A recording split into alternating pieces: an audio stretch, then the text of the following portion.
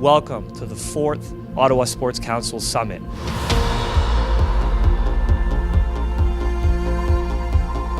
This year we're taking on the very important topic called Let's Talk About Concussions. I'm Deborah Gasowitz and the President and CEO of CIRC, which is Canada's National Sport Information Resource Centre. We're working together, actually thrilled to be working together with the Ottawa Sport Council to bring today's session on concussions together and to everybody here in the community to increase awareness about concussions.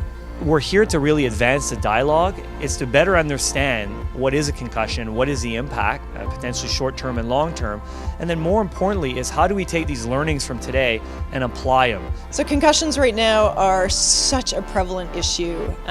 We want people to be physically active, we want people to be engaged in sports, but we also want them to be safe. So the biggest thing is to be aware of what's going on, but if something happens, so what should we do? How do we manage it? How do we treat it? So for us, this event is really important because it helps to get that information to the people who will be right in contact with any athlete or participant that might incur a concussion.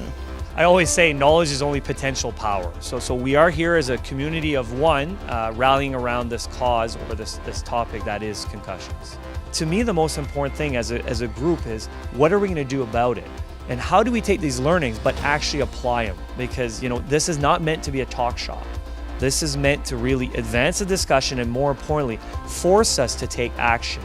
Make sure you take this seriously. Concussion has a significant impact in any person who receives one, and we need to understand how to deal with it effectively. That's what today is about. This is interesting for us. One of our jobs is to be an advocate and to really create a community of practice. And what we hoped when we attacked different topics is that we would attract different types of people within sport. And this is proof that obviously it's working. So that's a good thing for us. When choosing this topic, obviously concussions, how we chose the topic is we're constantly surveying and getting a pulse from our board members, I guess from the Ottawa Sport Council members, to see what topics are relevant. And this topic really jumped out. We have a belief at the Ottawa Sports Council, we believe there should only be positive experiences in sport. And what we say is if we're having great experiences, how do we make sure there's more? And if we're having bad ones, how do we rally together as a community to make sure that we alleviate that? So that's why I'm here today. And I'm excited to have the right discussion. And I think without further ado, I'm going to introduce our first keynote speaker. So Dr. André-Anne Ledoux is a postdoctoral fellow at the Children's Hospital of Eastern Ontario Research Institute in Emergency Research Department studying pediatric concussions. She was the recipient of the Frederick Banting and Charles Best Canada Graduate Scholarship for her master and PhD studies. Her research interests includes the development of novel approaches for the assessment, treatment, and understanding of concussion, neurocognitive and mental health disorders. So please, let's give a round of applause for our first speaker to set the stage today. Thank you. I think this is on, right? Yeah. Perfect. And I'll just leave this in case you end up wandering around, right? So there you go. Thank you. Should I close it or? All right. Thank you. I'm really pleased to be here today to discuss pediatric concussion research. As Julien said, my name is André-Anne Ledoux, and I work at the CHEO Hospital here in Ottawa, so the Children's Hospital of Eastern Ontario. As you know, concussion is a very relevant topic, and awareness needs to play a key role here in our region in order to prevent serious injuries. So I'm very happy to be here to do this today. Today, my learning objectives for you today is really to understand, to recognize, and understand really what is a concussion, understand maybe what are the myths that surround concussions. Afterwards, we will look a bit more into our research studies that we are currently doing at CHEO. So we will be discussing the factors that may predict which children will go on having longer symptoms. And afterwards, we'll be examining what is the association between the introduction of physical activity, so early physical activity, and the prolonged recovery risk. So is there a risk associated with restarting physical activity, or if there is no risk associated to it? Interestingly, the Center Center of Disease Control and Prevention refer to concussion as a silent epidemic.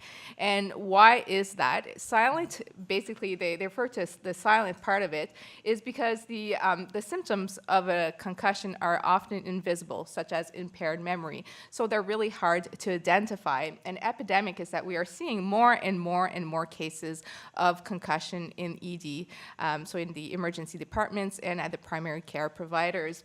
And this is very well highlighted by a study that just came out recently in JAMA Pediatrics from the Journals of Pediatric, and it's a study that was done in our research unit in collaboration with the Institute for Clinical Evaluative Sciences, so ICES.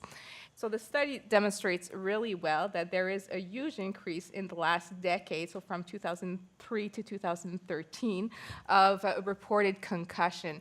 In fact, the study demonstrated that visit rates per 100 children increased over fourfold between the last decade, which is a lot. So that is incredibly a lot of concussion reports in the last decade. And if we look a bit more in detail to this data, so here we have 4 lines, and the first top line with the triangle, this is the total number of reports of concussion from the last decade. And then if we look at the 3 bottom lines, so these are the total numbers of concussion reported per age group. So the total bottom line, which is described by circle, is the age group 5 to 9, and then the square line right here is the number of concussion reported between the age of 9 and 12, and then the diamond one is the number of concussion reported between the age of 13 and 19. And if we look at what these lines means right here, we can see that children age 8 to 13, their rates of concussion has actually doubled over the past decade. Compared to the age group of 14 to 19, it actually has tripled over the last decade. And this I find kind of good news, and why? It just means that our awareness campaigns are actually working. We are getting more and more visits concerning concussion. It doesn't mean that we actually have more people getting hit on the head. It just means that these kids are actually coming in to see an emergency physician to get help. So this is actually really good. However, on the downside, it means that we do have a lot of concussion in Ontario. So this is all the data for Ontario. Sorry, I forgot to mention this. And so concerning these high rates, I think it is really, really important to try to make awareness campaigns about what is concussion, what are the guidelines that surrounds concussion, how do we prevent concussions, what are the preventive measures that we can take, how can we prevent persistent post-concussive symptoms. So these are symptoms that will persist over time. So I think these results really tells us the importance of discussing concussion. And why it's important to discuss concussion, well, concussion has a huge, huge impact on the quality of life of children. It has a huge impact as well on your quality of life as parents and as sports coaches as well. So a kid that has a concussion and goes on having persistent symptoms, as we're going to see later on, will actually have a poor lifestyle, a poorer quality of lifestyle. Sorry, I think I'm a bit too close from the microphone.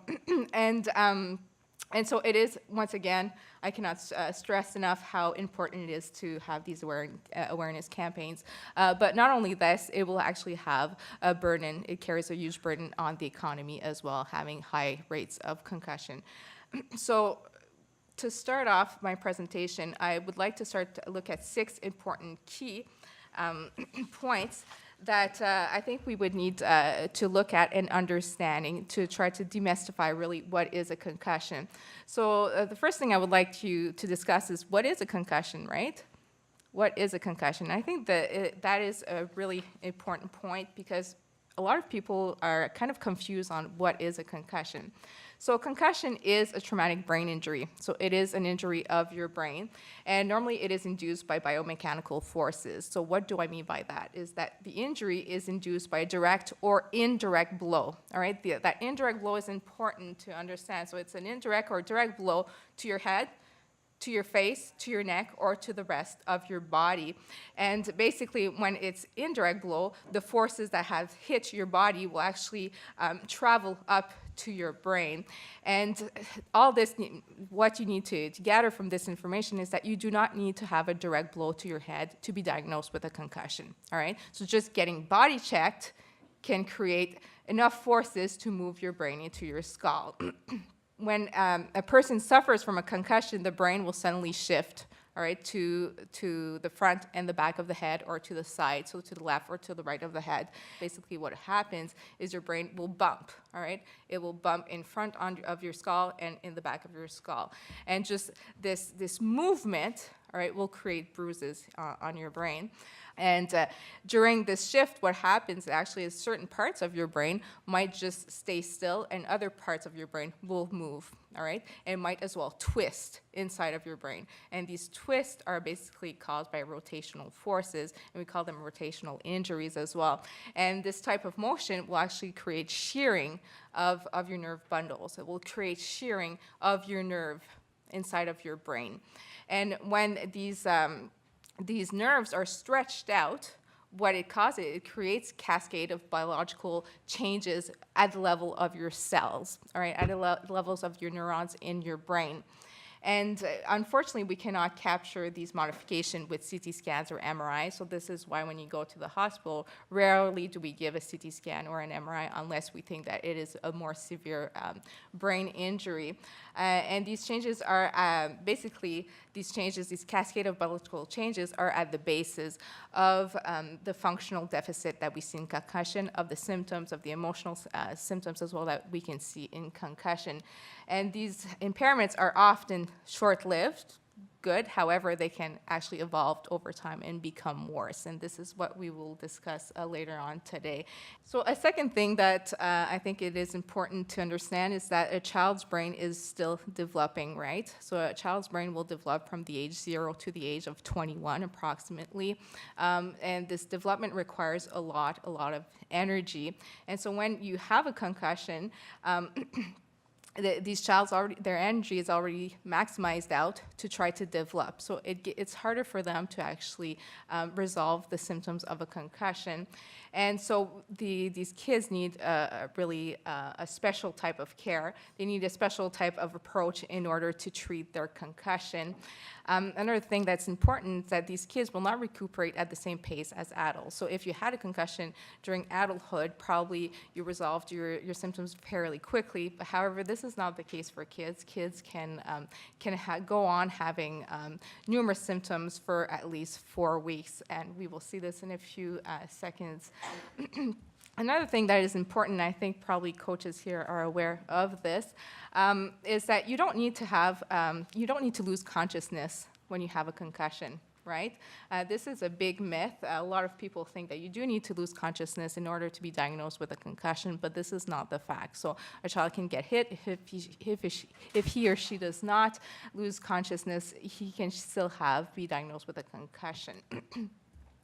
A fourth point that is important to mention is that symptoms for concussion are not just physical, right?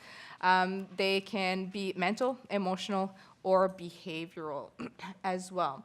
So let's look at a little example to see what coaches here or parents would do in this case. So I present to you Chloe. Chloe, she's a soccer player, and she got body checked pretty hard. And so she had a soccer collision.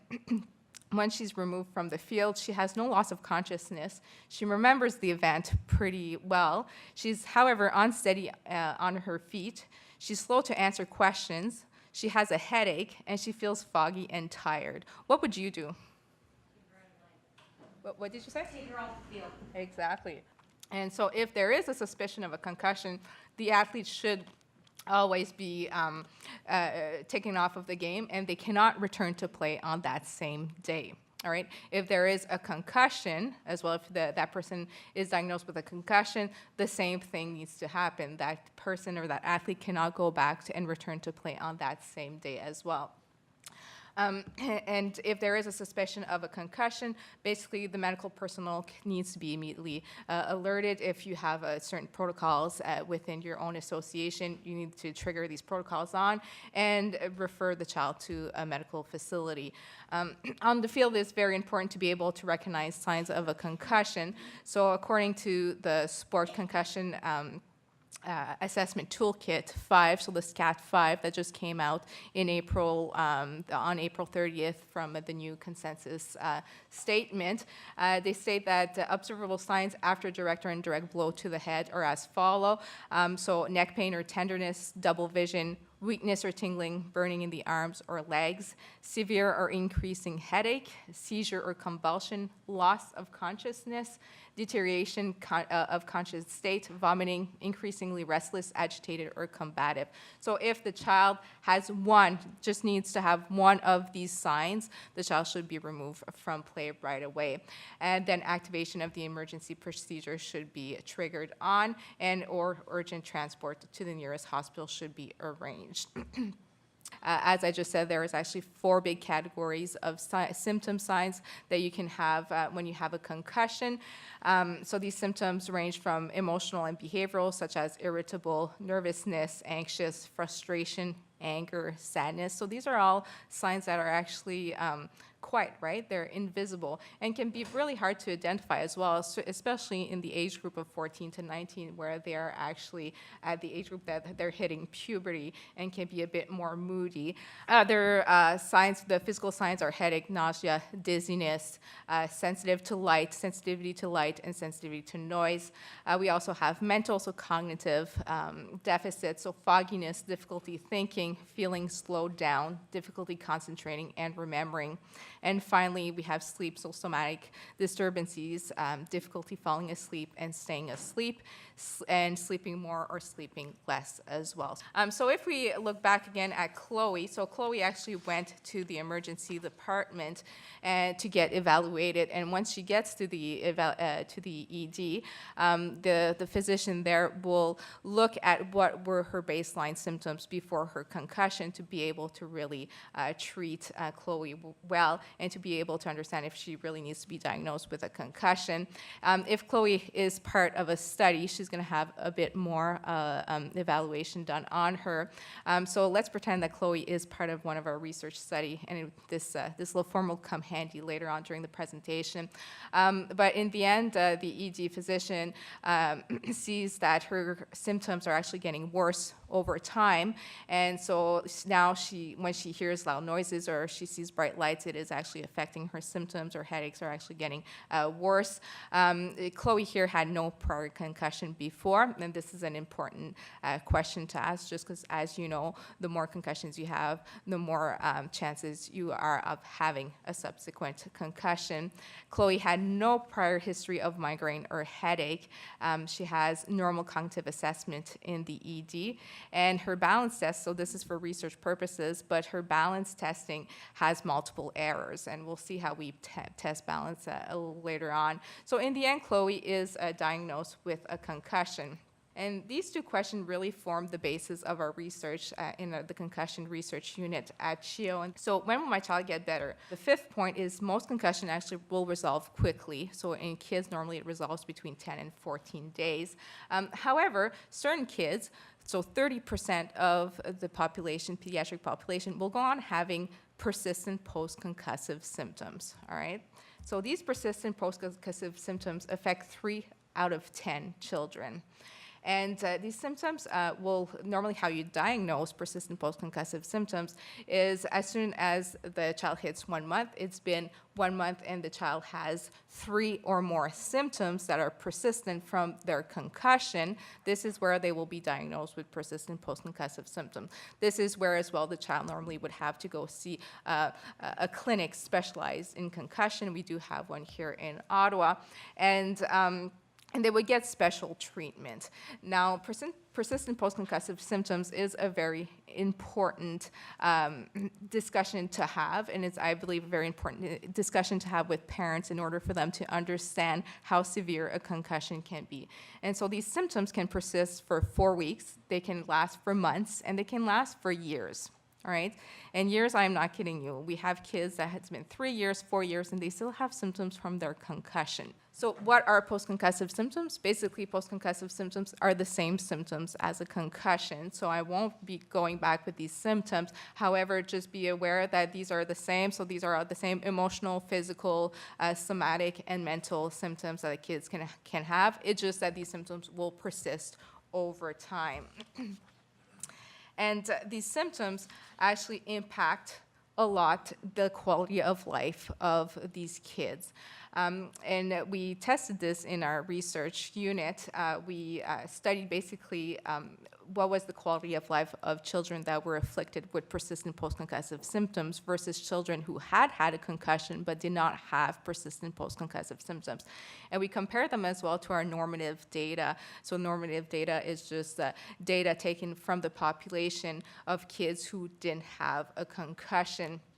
And what we did is we gave them this assessment, this quality of life assessment. We gave this assessment at week 4 after their concussion, at week 8, and at week 12 after their concussion. And we assessed basically their physical, emotional, and social and school quality of life. So basically, just to give you a few questions that we would ask them, for instance, for the physical quality of life, well, questions were, is it hard for you to walk? And so kids would be, yes, it is hard for me to walk. I have low energy. It's hard for me to run. For instance, other questions for emotional quality of life, it was, I feel angry, I feel sad.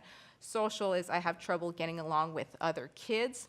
I can't do what other kids of my age are doing, which is a big one. And just if you put yourself into their feet for an instance, you know, the other kids are evolving, they're still growing, and they're still being able to do their activities, but these kids, they have persistent post-concussive symptoms.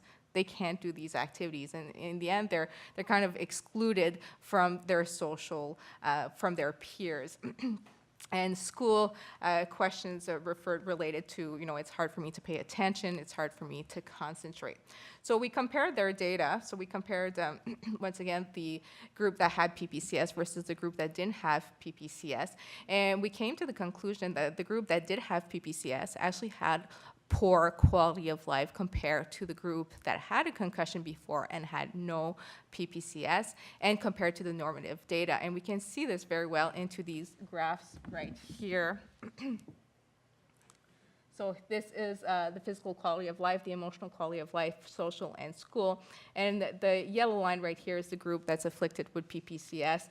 And the blue group right here is the group that is not afflicted with PPCS. And we can see, so for instance, for the physical quality of life, where they state that they have low energy, they can't walk, they can't run, they can't do the same activities as the other kids, you can see that their quality of life is quite poor, actually, in every domain of the assessment.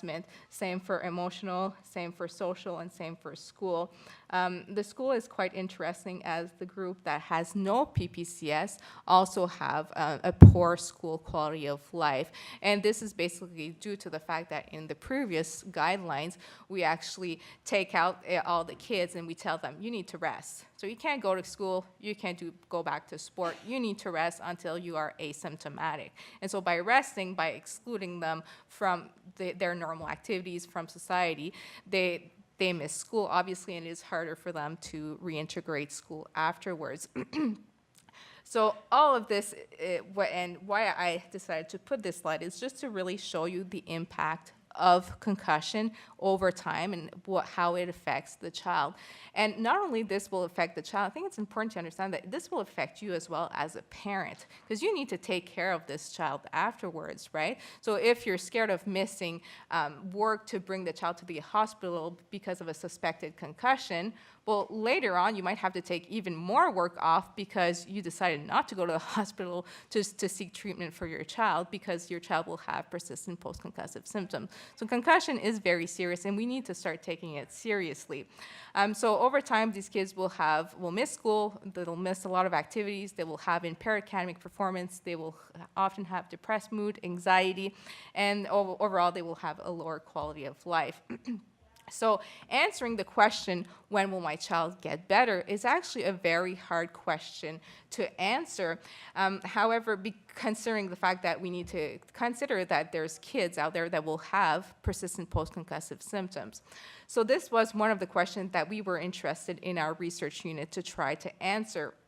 And so from the years 2013 to 2015, we collected data from thousands and thousands of children afflicted with a concussion with the big goal to derive a prediction rule for persistent post-concussive symptoms. So basically to try to figure out what are the variables that we can gather from the ED visit and from the primary care provider to try to predict how these kids will go on doing in 4 weeks or in 12 weeks.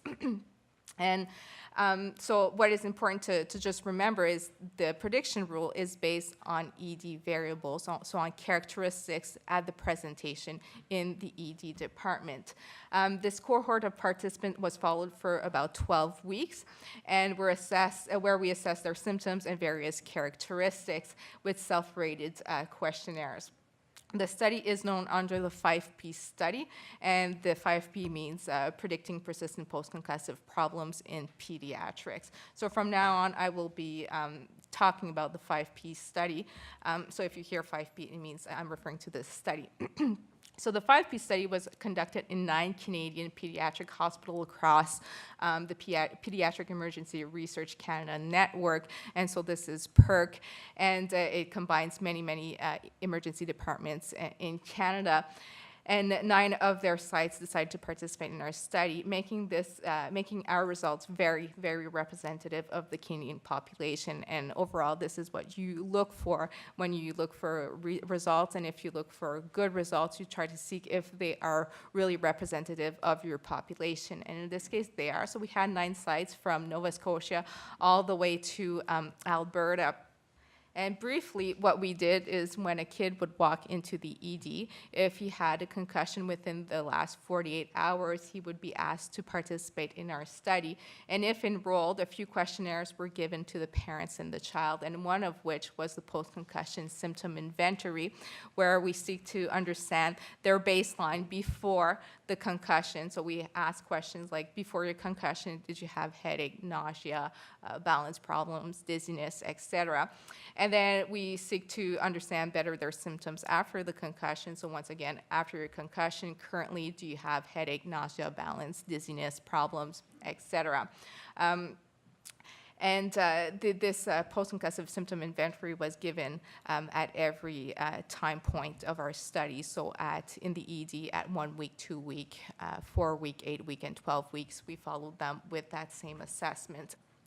Another assessment that we did in the ED was the Balance Error Scoring System test. I'm not sure if you guys are familiar with this test. This is a test that normally we can give to test balance after a concussion. It correlates really, really well with the diagnosis of concussion. So briefly, the child is standing up straight, like in the first image right here. And the child needs to close his eyes and put his hands on his hips, and for an amount of seconds. And if the child loses balance, well, he gets an error. If the child opens his eyes, he has an error. If the child takes his arms off of his hips, he gets an error. So the more problematic the child is, the more symptomatic the child is, usually the more balance problems he or she will have. And so we mark this. And we have another stance, which is the second one right here that we do with our patient, and it's where the legs are crossed, so it's called a tandem stance, and so the feet are crossed, and the child still needs to put his hands on his hips and close his eyes, and we do the same thing. So they're standing in this position for about 10 seconds, and we mark their errors while they're doing this balance test. And so after gathering all this information, all the personal characteristics of the child, we, about over 3,000 participants were actually enrolled in our study, making this the biggest pediatric cohort study in concussion in the world. So this is a huge study that we were able to do here at CHIO being the prime site for this study.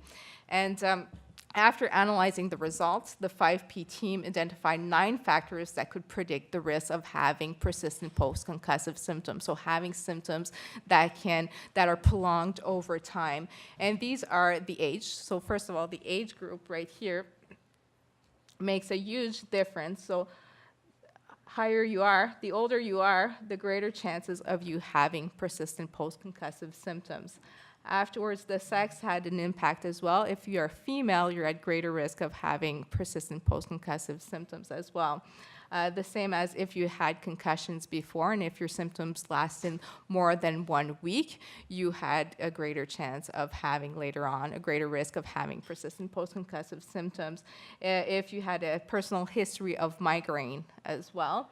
And if you look at just the characteristics of the concussion itself in the ED, so for instance, answering questions slowly, had multiple errors on the tandem stand, so that position where I told you the legs, the feet are one in front of the other. If the child presented with a headache after their concussion, sensitivity to noise or fatigue, so all of these variables all had all increase your risk of having prolonged symptoms after 4 weeks of persistent post-concussive symptoms.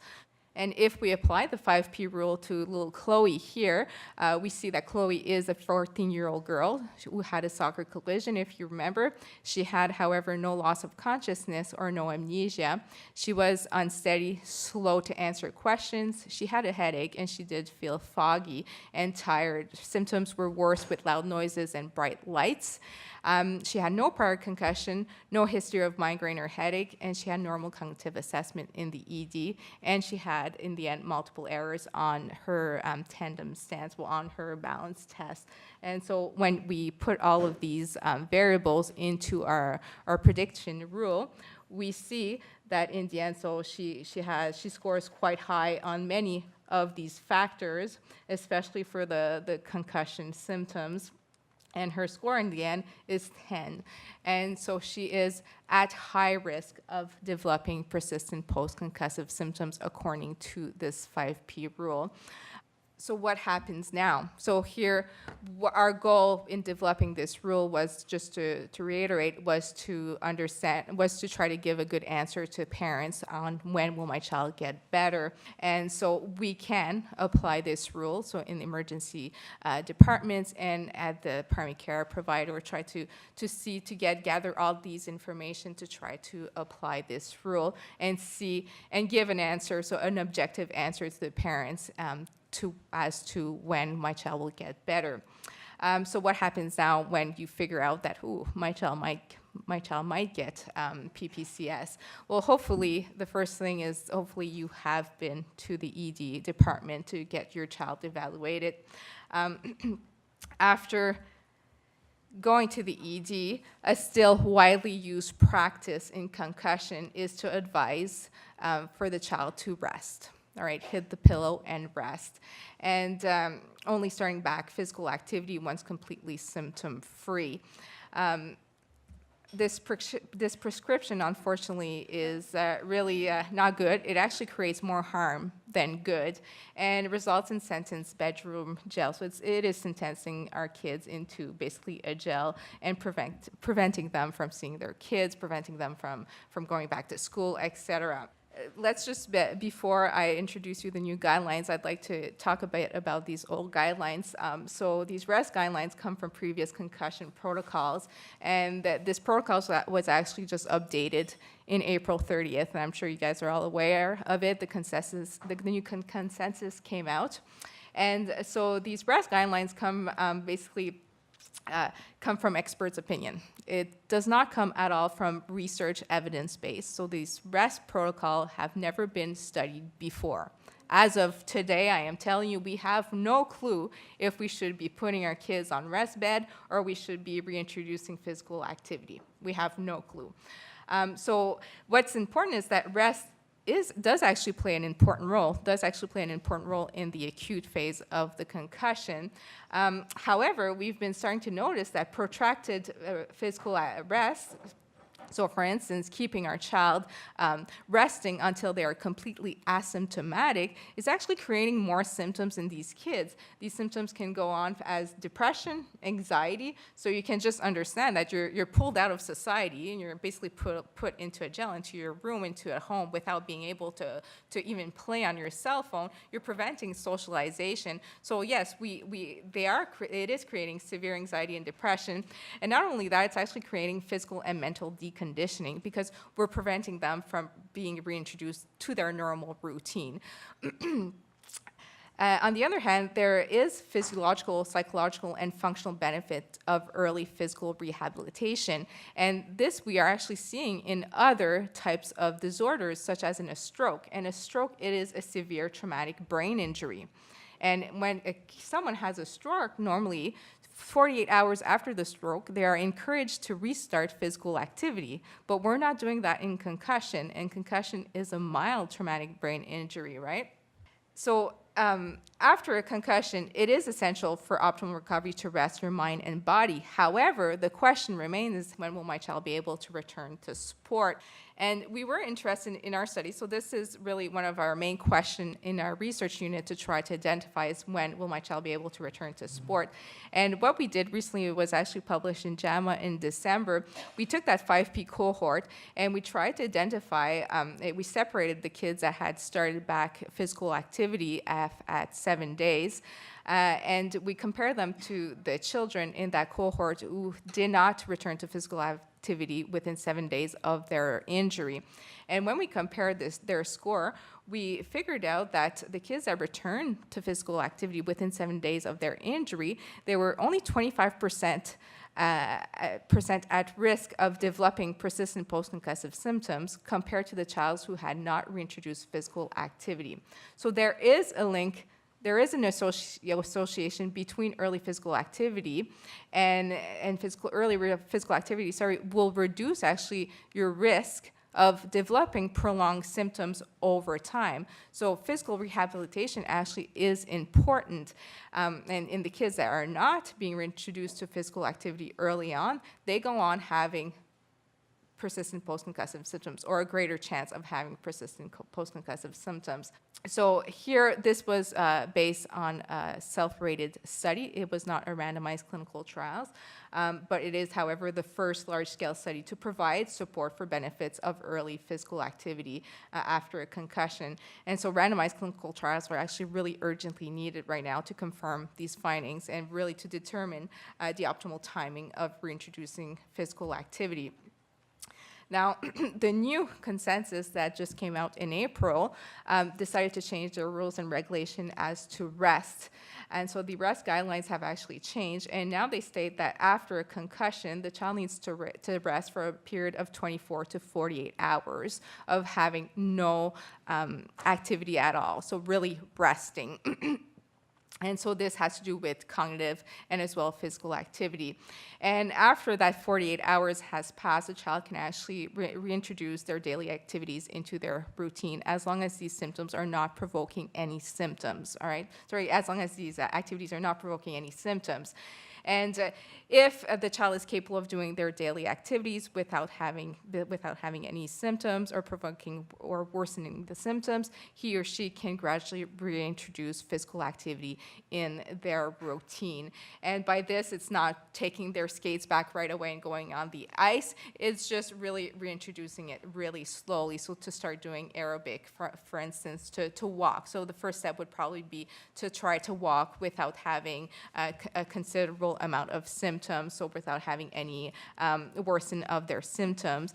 The next day, if they were capable of walking without having too much symptoms, they can start doing a little bit more and a little bit more until they are completely asymptomatic. Once they're asymptomatic, to be able to return to play and contact sport, they need to be cleared by their physician, they need to be asymptomatic, and they need to have successfully reintroduced school into their routine. So this is new as well into the new consensus. However, that having been said, the consensus is not based on any studies. It is not based on any evidence, research evidence. We still as of today, have no clue when to reintroduce physical activity into the child's routine. We just know that physical activity is a good idea because it is actually helping. We're starting to prove that it is helping. So this is all based on opinion and not research. And this is what we are currently doing at CHEO. We have started this new clinical trial where we are investigating when is the ideal time to return to physical activity. Unfortunately, I don't have any results. We cannot disclose any results until the study is completely done. But we do have two arms to the study. So we are looking at kids that are returning after 72 hours of their injury back into their sport. So they're gradually reintroducing physical activity into their routine versus kids that are in the rest arm. So they need to rest until fully asymptomatic before returning, before gradually reintroducing physical activity in their routine.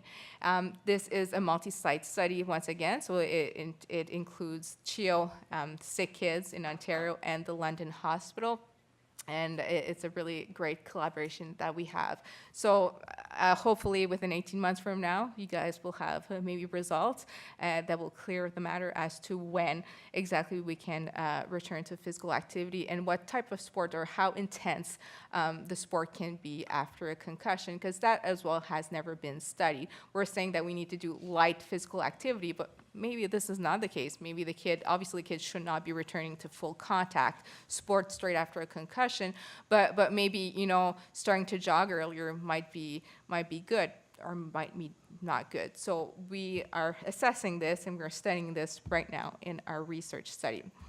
So the 5P study would have never been completed without the collaboration of all these night sites and all the coordinators and research assistants. So I would like to take this time to thank all of these people, especially Roger Zemek, who is the PI of the study, so the principal investigator.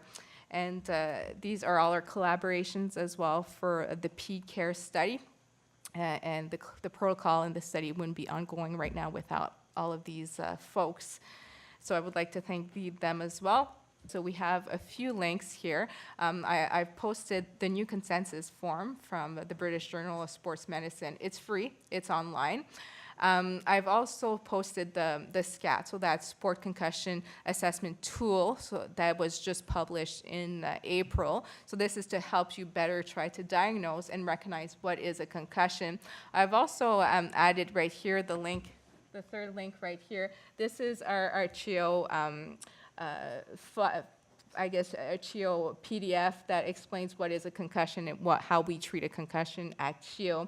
Finally, I added the clinic right here. So this is our sports medicine clinic in concussion in Ottawa. So if ever your child has, it's been 4 weeks since their concussion and they still have a lot of symptoms, normally you can see how you can get your child referred to that clinic. And the last one is actually the Holland Bloorview and concussion handbook, and some of my slides come directly from that handbook. It is really a good handbook. It's really well presented, and I would recommend it for coaches and parents. And one link that I forgot, but it's probably the most important link as well, it's the parachutecanada.org link. I'm not sure if you guys are aware of that one, but it has a lot of information for parents, for coaches, and for teachers on how to deal with concussion. And that one would be very important as well to look at. Not bad. That's what you call coming to play here on a Saturday morning, right? So we've just heard from our keynote speaker, Andre Ahn, and wow, did it ever create the right discussion. It's very clear that we're still in the infancy stages, I guess, of understanding concussions and more importantly, strategies to overcome concussions. You know, what should parents do? What should athletes do? But what was awesome about the first part of the session this morning is we're having the right dialogue. We're asking ourselves the right questions, and I truly believe that together we're going to find solutions.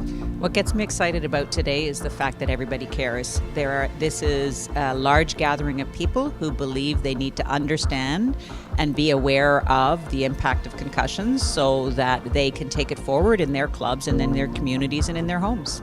I think concussion is such an evolving area, and as I think was evidenced this morning, there's still so much to learn, so much research to do. So I think there are always things to learn, and I think it's really important to share any knowledge that you have and share different perspectives and experiences as well. I'm excited to see what's going to come up with the panel next. And part 2, here we come. We've got a terrific panel here, and what I really like about this panel is it's got a combination of, we've got ourselves a coaching, athlete, and a parent's perspective. And I think that's really important when we talk about concussion. So we have Lorraine Lafreniere, who is part of the CEO of the Coaches Association of Canada. And in another life, Lorraine was with Kayak and Canoe Canada. And at the 2012 Olympic Games, which I went over to cover for Sportsnet when I worked in television, I had a situation where Lorraine was coordinating media relations stuff, and they convinced me to get into a kayak as like a kind of a fun story. And I'll never forget, because Lorraine sent me an email saying, make sure you bring a change of clothes. You're not going to make it for more than like a minute. I'm like, whatever. I didn't even make it. I got into the kayak, and I flipped within about 2 seconds. I didn't even last. And it was, yeah, there is a video out there of me flipping over in a kayak on Sportsnet. It was very, very embarrassing, but Lorraine was the one who coordinated that. And now, maybe just now's my chance for revenge. I'm just saying. We also have Karolina Wisniewska.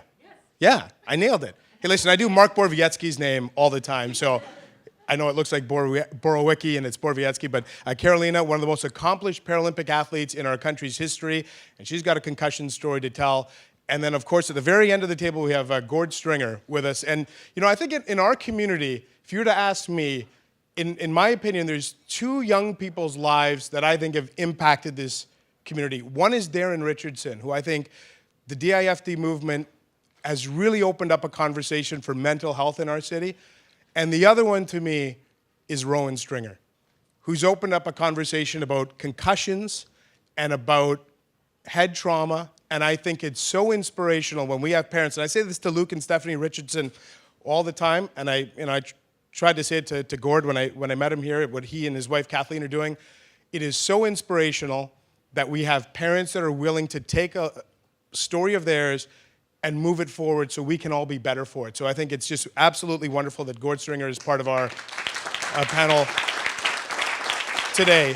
And so what I really want to do is, before we sort of get into some questions that I'll have, but I would like each of the panelists to maybe just tell their story as to why they're here and why they are a part of this concussion panel. And Lorraine, I'll start with you.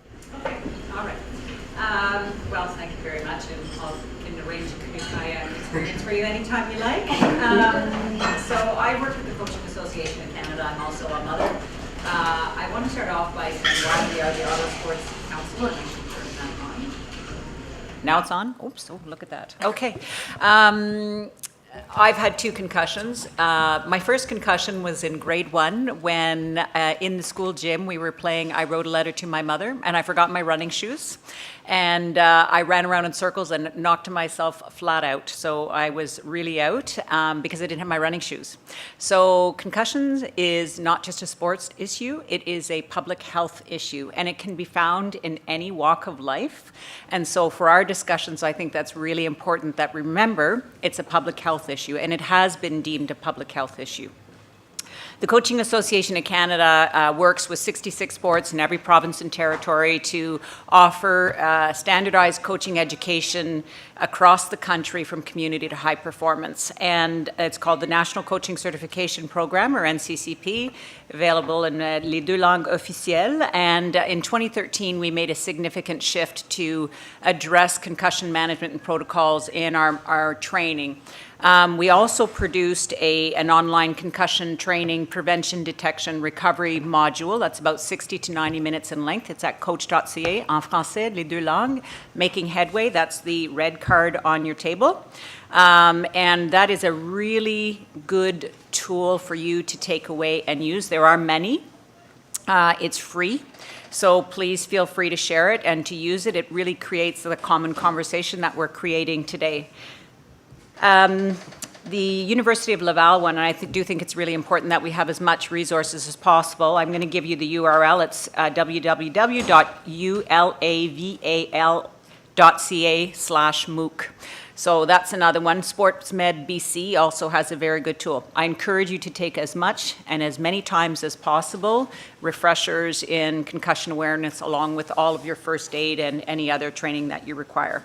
So from our perspective, we know coaches across the country have a pivotal role in supporting the implementation of prevention, detection, and recovery.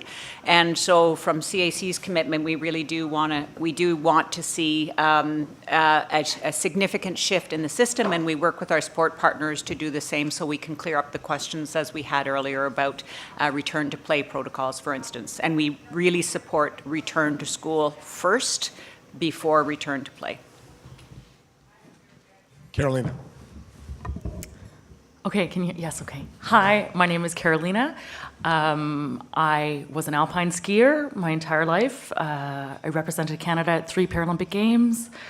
I had the honor of winning some medals. I had a wonderful, wonderful skiing career. However, thanks, Lorraine. However, I think other than the wonderful experiences, the hard work, and the medals, the other thing that really, really unfortunately stands out in my career is the number of concussions that I had, the severity of those concussions, the protracted recovery period for those concussions, and I would say the actual long-term impact on my life as a human being. And I think that's also really important to underline. Concussions, when you're an athlete, or when I was an athlete, of course, and I was a high-performance athlete, I was thinking about return to play, return to sport, return to skiing, return to winning, return to racing, all those things. But the fact remains, I have one brain and one brain only. And there are only so many concussions that any person, I think, can sustain. Continue on in an able-bodied way. And the irony there, of course, too, is that I am a Paralympic athlete. I was born with a disability. I was born with cerebral palsy, which is a brain injury as well. So that also actually posed some additional challenges in terms of my diagnosis with the various concussions, particularly in the balance tests, because I don't have cerebral palsy affects motor coordination and balance. As I was saying earlier to Deborah, I do think actually that my difficulties with balance probably contributed to the fact that I had so many concussions as a skier. In any case, but the bright side is, my parents put me into skiing as a form of physiotherapy when I was young. I don't regret any of it, even with all the concussions. And I'm here to share my story. And just probably, share some information. And I have to say, I have had many, many concussions throughout my career, some really, really big ones. And they were all managed really differently. And I'm not that old. I haven't lived 100 years. So it's really interesting for me to see as a person, the evolution of our protocols and what is being done, but also just to see how a different individual, like one coach, will treat a concussion very differently than another, or a teammate will respond very differently, and so on. So those are, anyway, I'm open to any questions, but all that to say, I have unfortunately had a lot of personal experience with concussions. Thank you very much.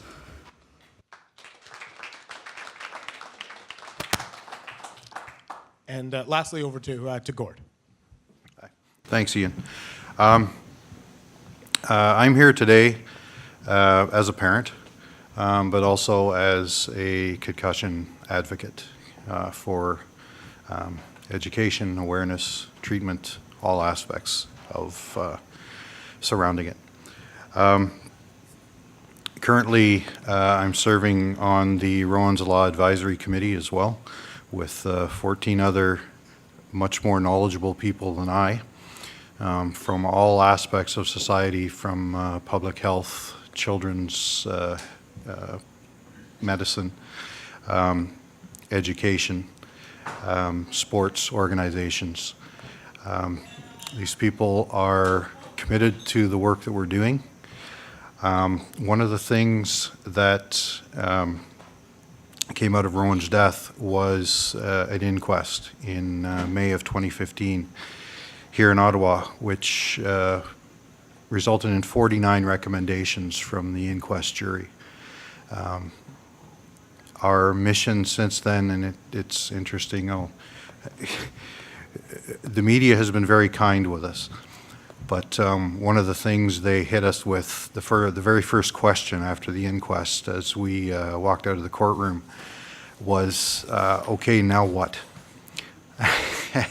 And it was a bit of an eye-opener right away, because you got 49 recommendations that nobody necessarily has to pay attention to. And the first question from the media kind of focuses you on your next step, which is, now what are you going to do? So we had to find a way to make sure those recommendations didn't get shelved and ignored.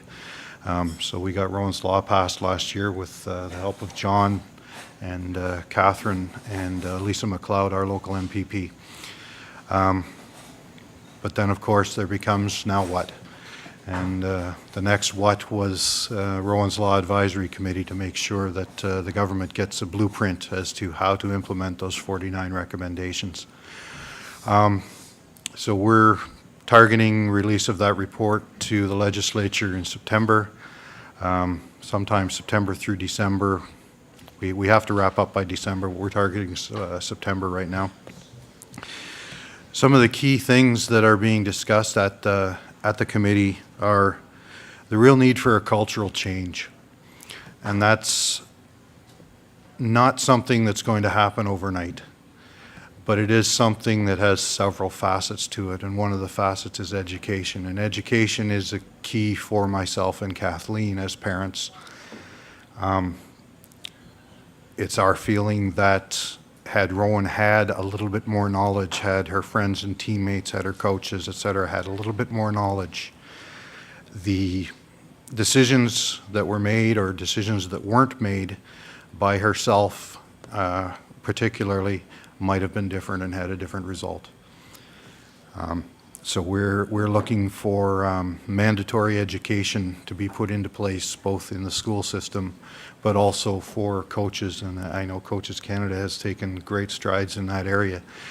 But across the board between parents, athletes, and coaches, there needs to be a common understanding of what you do when a child, when an athlete, not even just a child, but when an athlete in general suffers one of these events, what steps you need to take and what you need to understand needs to be taken. And you need to have the strength to stand up and say, I'm sorry, but you might have an important tournament coming up on the weekend, but you're not going to be playing until your doctor says you're okay to be playing. That's a tough call to make for a parent, for an athlete, for a coach, but it's a call that has to be made. Another thing we're looking at is ensuring that across Ontario, and we hope eventually across Canada, we will have the capacity in place to ensure that those who suffer a concussive event, whether it be in sport or in everyday life, has access to the right treatment at the right time by the right medical professionals. There are so many facets, as the doctor from CHEO earlier indicated, there's so many facets to concussion. You need expertise, you need a multidisciplinary team sometimes to ensure that you have a vestibular treatment if you need it, psychological treatment if you need it, physiotherapy if you need it. So there are many things where we need to ensure that in our society those centers of excellence are established in our communities, and we have the ability to access them when they're needed. In a vast majority of cases, if you have your frontline physician, your GPs properly educated, they will be able to stick handle you through those situations where, you know, it may only take 4 weeks to resolve, and that's fine. We need to have those people in place and be able to handle that triage. But for those 30% of cases where you have long-term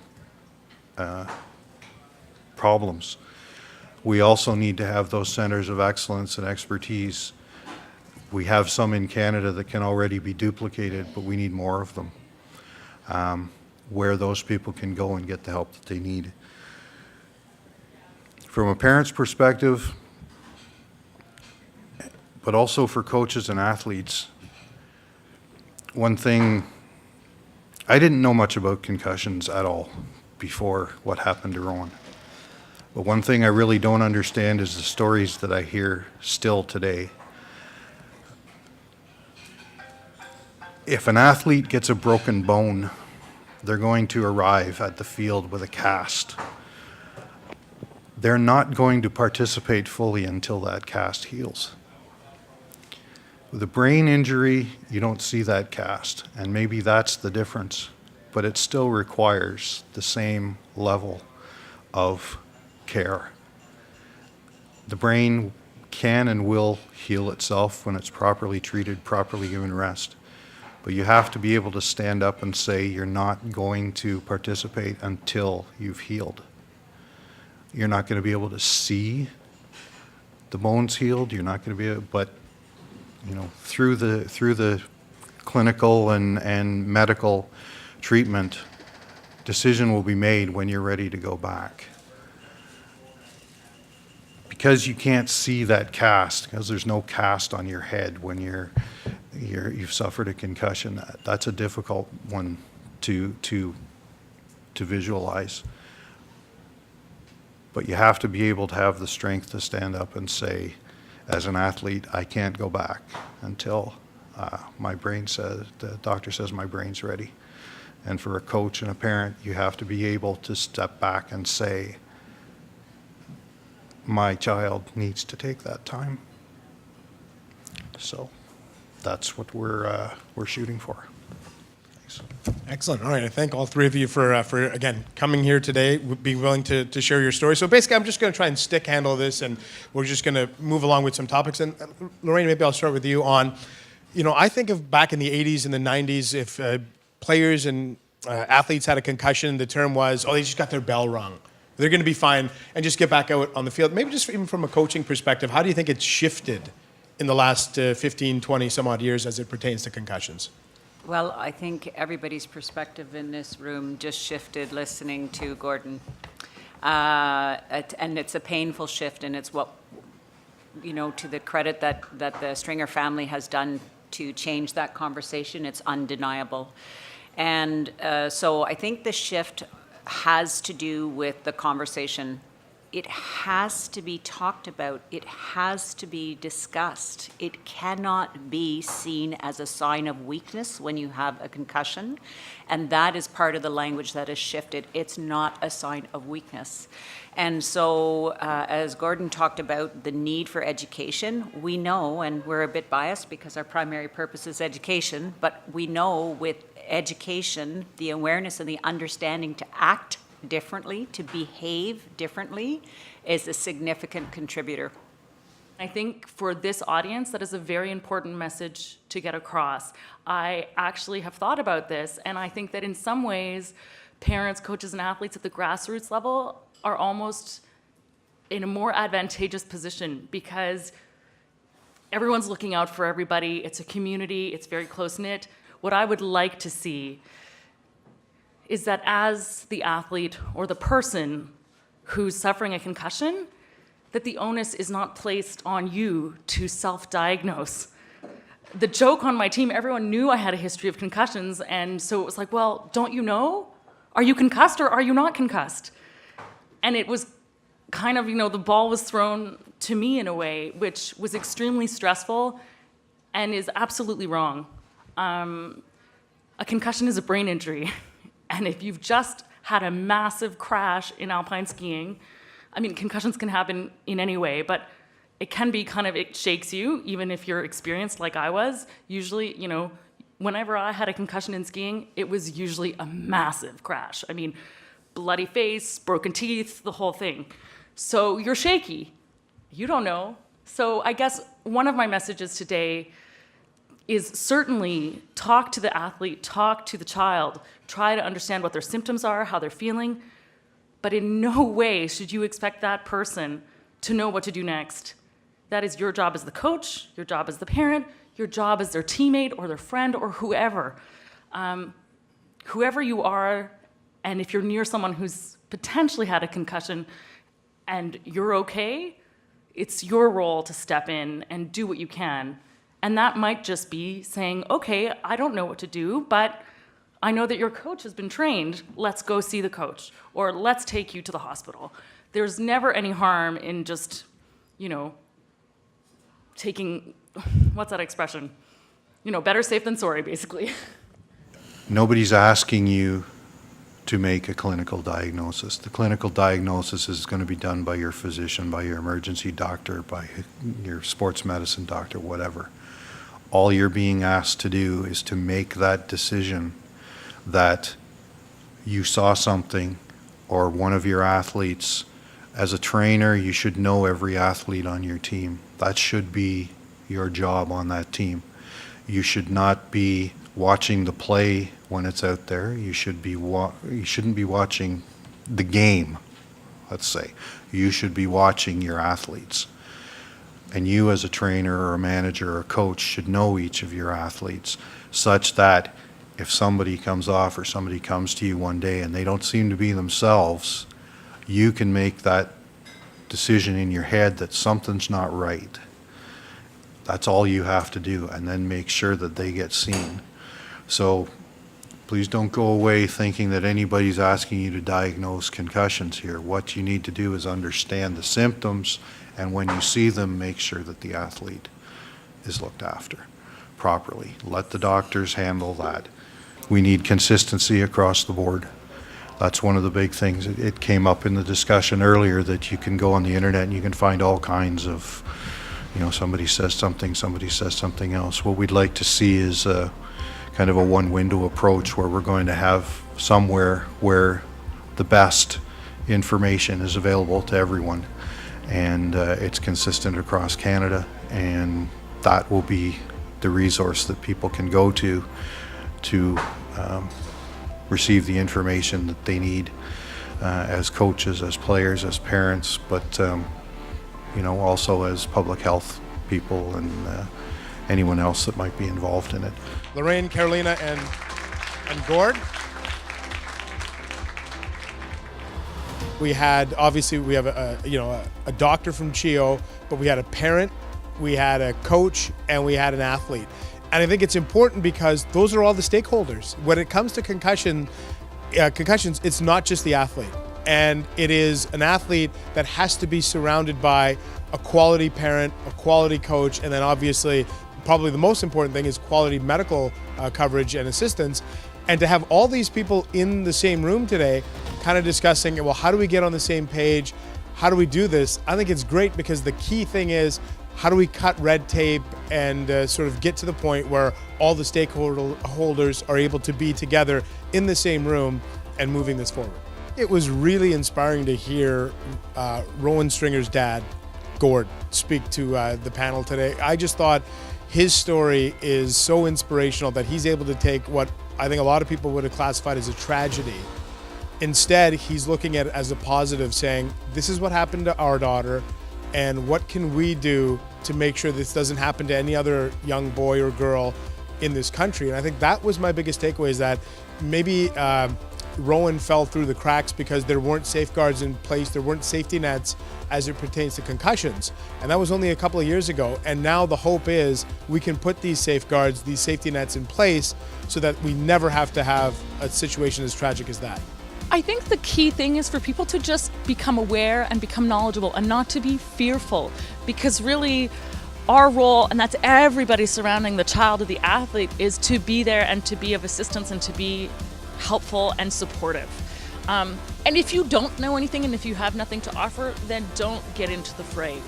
But I think, obviously coaches need to be educated, teammates need to be educated, because oftentimes these kids or athletes, depending on your sport, like in skiing, I'm skiing with my teammates, my coach is at the bottom of the hill, so teammates need to know. So coaches and teammates, parents, and I think what we learned as well is if comes to a situation of protracted symptoms, then teachers and other people who are around the child or the athlete also need to be brought in. And then, of course, critically, you need to engage with medical professionals.